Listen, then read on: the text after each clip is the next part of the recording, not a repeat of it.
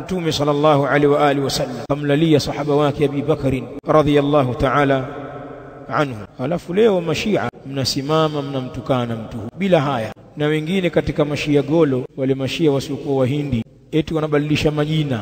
Alikuwa mwanzo akiitwa Abi Bakr, sasa baada ya kuingia katika ushia asema nikabadilisha jina. Wengine wakabadilisha, walikuwa kiitwa Umar wakabadilisha, Abu Bakr akabadilisha, kwa kumchukia sahaba huyu, kusema kwamba ni dhalim, ameudhulumu utawala wa Ali bin Abi Talib. Na mengi mabaya wanamzungumzia sahaba huyu radhiyallahu ta'ala anhu, lakini wakikutana na waislamu wa kawaida hawaanzi kuyasema haya.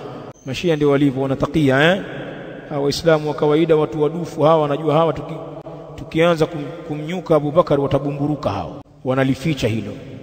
Wanaungana nao kwenye maulidi, wataleta michele, watatoa nyama, watahudhuria na mavilemba yao pale, wakiwa katika hauzati zao, katika misikiti yao na vituo vyao.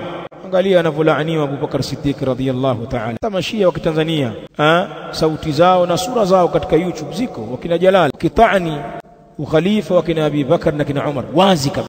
Lakini ndugu zetu hawa wamerubuniwa sana na mambo ya mchele bwana. Si kwamba hawajui kwamba wale ni hatari, wala hatufanani nao. Wanajua hasa, wanawatukana masahaba Abu Bakar, Umar, wanamtukana Aisha radhiyallahu ta'ala anha, wanawatukana wakina Abi Huraira na wengineo wengi.